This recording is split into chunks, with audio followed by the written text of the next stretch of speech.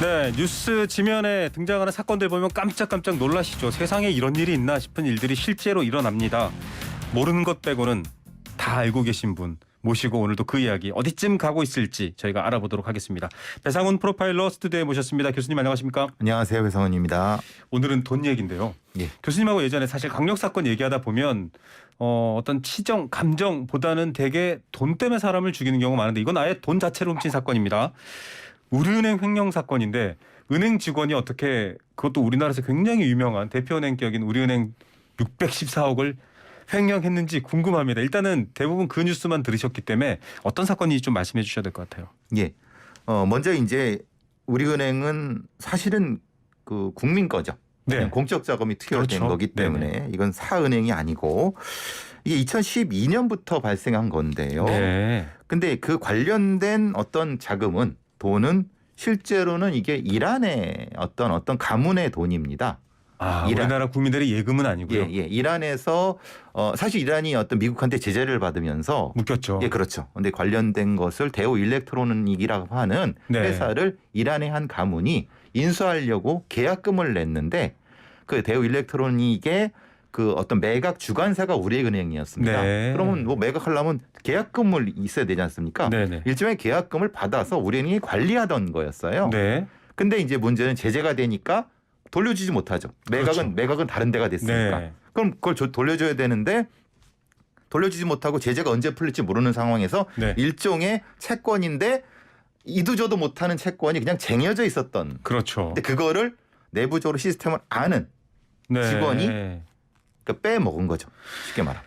아니 보통 저희 일반 서민들 지금 저희 청취자분들도 뭐 할머니가 손주한테 아유 애 전셋값 없다는데 좀 보태라 한 3천만 원 이렇게 해도 이거 추적당하고 세금 물고 이렇게 알고 있는데 직원이 600억 원 넘는 돈을 6년 동안 이게 가능한가요?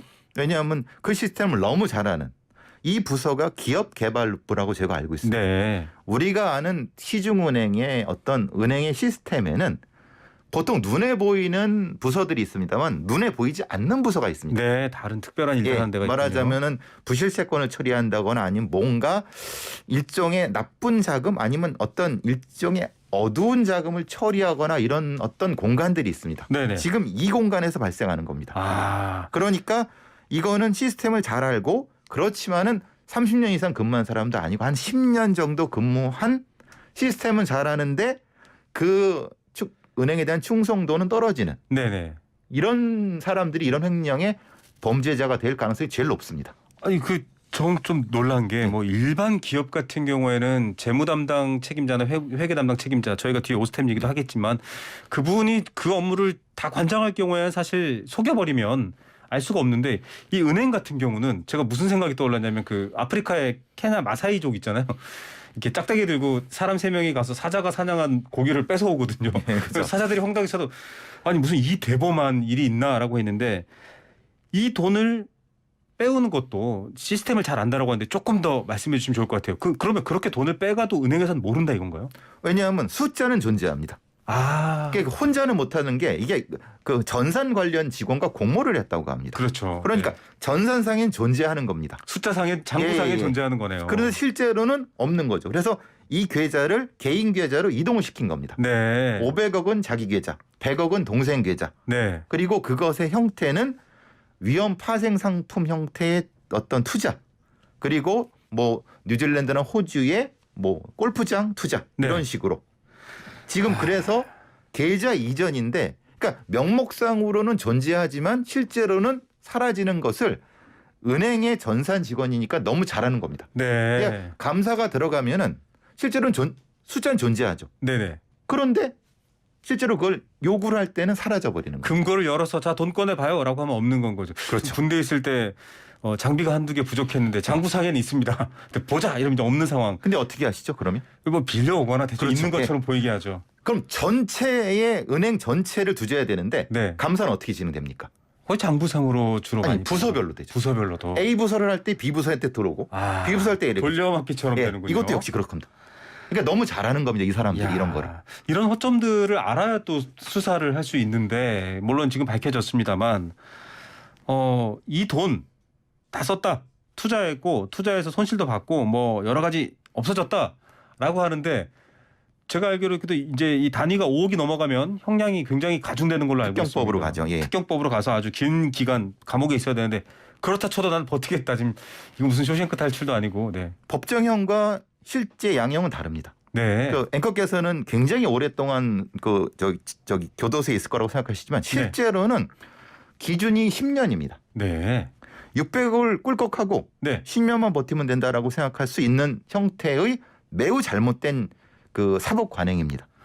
그리고 10년을 했다 형량을 받다 하더라도 3분의 2가 모범수라면 감형이 될 수 있습니다. 네. 지금 이게 뒤에도 말씀은 굉장히 잘못된 겁니다. 아. 즉 끝까지 추적할 수 있는 어떤 시스템이 돼야 되는데 그게 안 되고 이 사람들이 저는 수법적으로 본다는데 이거를 의도적으로 위험 재산에 투자를 했습니다. 의도적으로 예, 했다. 그리고 네. 저는 사실은 이 사람들이 뉴질랜드나 호주에 투자하고 그걸 불법적으로 도산을 시켰다고 저는 생각하거든요. 일부러 도산시킨 예, 예. 거네요. 돈을 추적하지 못하게. 그렇죠. 왜냐하면 실제로 추적하자 보니까 막혀버려요. 네. 왜? 지금 없어졌잖아요. 도산됐으니까. 망했으니까. 아. 이게 이 사람과 같이 했던 공범 혹은 공범들이 네. 패턴이 똑같습니다. 모든 은행에 이런 짓을 하는 사람들의 패턴은 똑같습니다.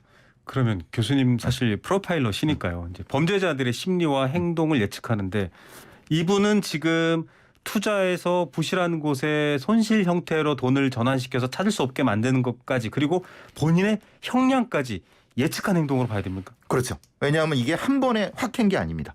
2012년부터 18년도까지 3번에 걸쳐 갖고 200억, 300억 이렇게 빼내면서 네. 차츰차츰 이렇게 한 겁니다.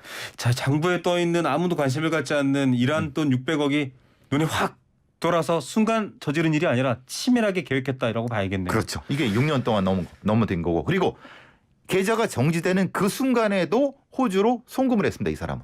계좌가 20억. 정지한 순간에도요? 예, 자기 가족한테. 그럼 이게 우발적이냐? 절대 아니죠. 그냥 그 사활을 순간은- 걸었네요. 예, 아니 근데 아까 말씀하셨지만 이런 방식으로 사실은 몇몇 큰일이 있었으면 지금 오스템도 금액이 굉장히 큰데 2천억이 넘죠.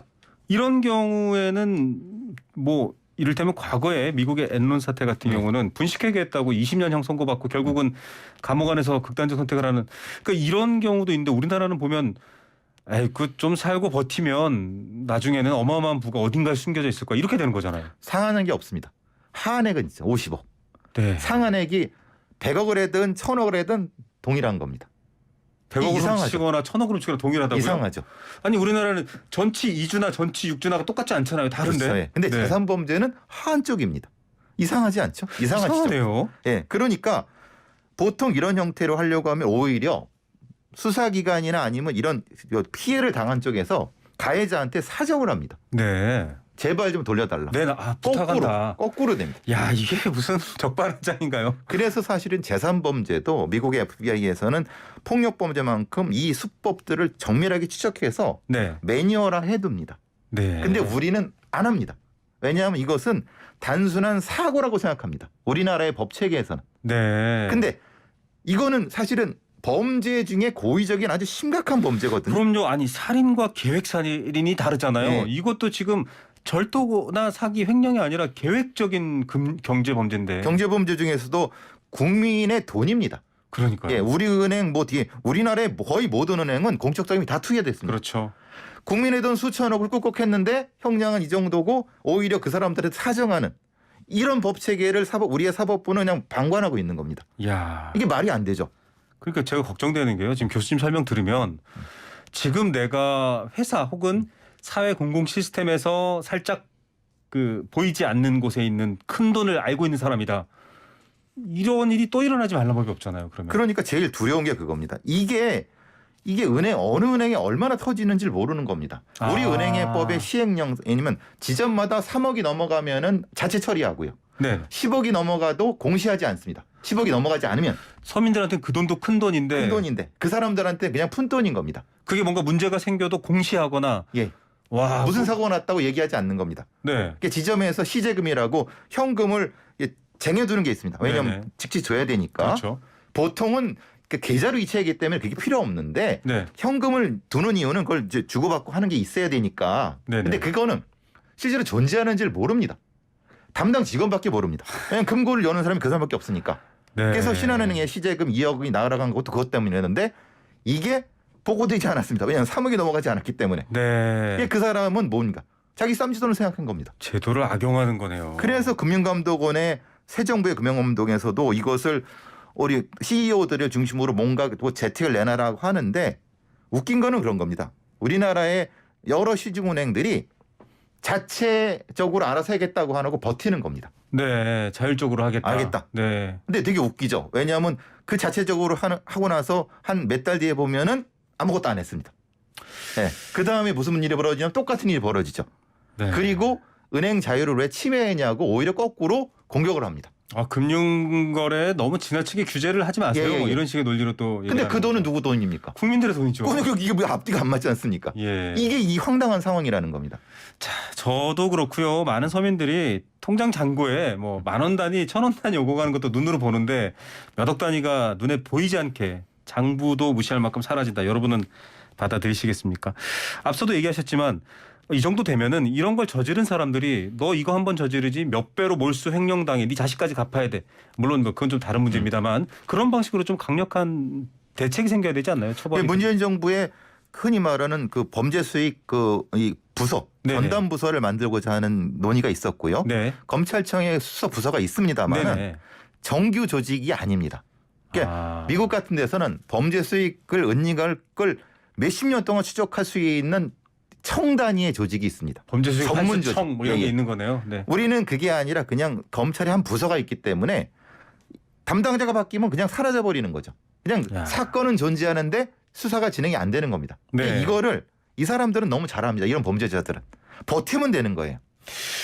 교수님 예전에 저축은행 사태 같은 것들도 보면 뭐 시장에서 쌈짓돈 막 1,000만 원, 2,000만 원 넣으셨던 분들 그 돈 날리고 극단적인 선택하시는 그렇지. 분들도 있어요. 그러면 양형 기준을 뭐 미국처럼 345년형 사람의 수명은 80년밖에 안 되지만 뭔가 합산해서 뭐 매기든지 이런 방식으로 좀 저는 양형의 문제가 아니라고 봅니다. 이거는 네. 그 사람이 빼돌린 돈을 끝까지 추적한다는 신호를 줘야 됩니다. 그게 더 중요하군요. 그렇죠. 이 사람은 그래 뭐 어차피 뭐 나는 양형을 해도 20년 받을 거라고 하고 돈을 빼돌리는 그렇죠. 거 뭐 자기 가족이나 다 다른 사람한테 줘버리고 할 수도 있으니까요. 대신 그게 아니라 당신이 이걸 빼돌렸으면 내가 끝까지 지구 어디까지 찾아서 다 돌려놓을 거야라고 하는 신호를 보여주면은 네, 이 범죄는 줄어들죠. 이 범죄는 돈이 관련된 범죄입니다. 맞습니다. 돈이 핵심이군요. 자, 여러분 어떻게 생각하십니까? 그 횡령 뉴스 대단하네. 야, 그 사람 그 돈 어떻게 했어? 라고 생각할 문제가 아니라는 것 아마 오늘 방송 들으신 분들은 잘 아실 것 같습니다. 역시 어디쯤 가고 있는지 배상훈 프로파일러 따라가다 보면 잘 알 수 있습니다. 교수님 오늘 말씀 감사드립니다. 감사합니다.